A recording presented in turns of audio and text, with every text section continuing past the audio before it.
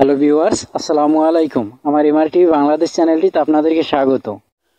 তো দর্শক, আমি দীর্ঘদিন যাবৎ ব্রয়লার মুরগি পালন করে থাকি, আপনারা অনেকেই জানেন। তো আমার এই ব্যাচটা মোট 800 ব্রয়লার মুরগি আছে। এই 800 ব্রয়লার মুরগির আজকে বয়স 26 দিন। তো বিক্রি করার আর মাত্র 5-6 দিন বাকি আছে। এর ভিতরে খুব গুরুতর একটা রোগ ধরা পড়ছে। তো কিছু না বুঝে ওঠার আগেই এই অনেকগুলো মুরগি আমার মারা গেছে। কিভাবে যে মারা গেছে, কিভাবে যে রোগটা ছড়াইলো, আমি কিছুই বুঝতে পারলাম না। কারণ আমি রাত্রেও যখন পানি দেই, খাবার দেই, তখন দেখি যে মুরগিগুলো ভালোই আছে, খুব দৌড়াদৌড়ি করে, দেখতেও চালাক চতুর মনে হয়, চোখের দিকে চাইলে সব দিকেই ভালো আছে। তো তারপর যে হঠাৎ সকালবেলা ঘুম থেকে উঠে যখন মুরগির ঘরে যাই, তারপরে দেখি যে 6টা মুরগি মারা গেছে। দেখে তো আমার মাথা নষ্ট। হঠাৎ 6টা মুরগি মারা যাবে, এত বড় বড় মুরগি ছাড়ার সময় হয়ে গেছে, আর 4-5 দিন পরে ছাড়ুম, এর ভিতরে এই সমস্যাটা কিভাবে সম্ভব? তারপরে খেয়াল করে দেখলাম যে অনেক অনেক মুরগির জ্বর হয়ে গেছে। আর তার আগে 4-5 দিন আগে থেকেই এই টানা 3-4 দিন বৃষ্টি হয়েছিল, সাথে একটু বাতাসও ছিল, বিভিন্ন দিক থেকে বাতাস আসছিল। তো এই জন্য পারি নাই মুরগির ঘর ভালোভাবে আটকে রাখতে, পারি নাই মুরগির ঘরটা আবার একবারে খোলামেলা রাখতে। কারণ হঠাৎ বৃষ্টি নামতো, হঠাৎ বাতাস আসতো, আবার দেখতাম যে হঠাৎ গরম পড়তেছে, রৌদ্র হইতাছে। তো বিভিন্ন রকমের ওয়েদারের কারণে মুরগির ঘরটায় এরকম হঠাৎ ফ্যান ছাড়া লাগতো, আবার মুরগির ঘরটা আটকাইয়া দেওয়া লাগতো পর্দা দিয়ে চারপাশে, বাতাস বৃষ্টির কারণে। আবার যখন বাতাস বৃষ্টি যাইতো, তখন আবার পর্দাগুলা উঠাইয়া দিতাম, আবার রৌদ্র এলে ফ্যান ছাড়তাম। এরকম বিভিন্ন ওয়েদারের কারণে মুরগিগুলা ঠান্ডা লাগছিল একটু।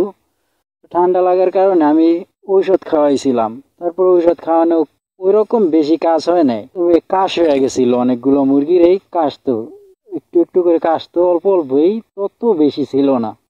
আমি ভাবছিলাম যে ঔষধ খাওয়াইতে খাওয়াইতে মনে হয় ভালো হইব। তো ঔষধও খাওয়াইছিলাম নিয়মিত। তারপর হঠাৎ যখন 3-4 দিন গেল গিয়া, তখন এই রাত্রে পানি খাদ্য সবকিছু দিছি। সকালবেলা যায় দেখি যে 6টা মুরগি মারা গেছে। তারপর 6টা মুরগি মারা যাওয়ার পর ওই দিনে দেখলাম যে অনেকগুলো মুরগি ঝিমাইতে আছে, ঝিমু ঝিমু ভাব, চুনা পায়খানা করতে আছে। তারপরে ঔষধ আনলাম, ঔষধগুলো দিলাম।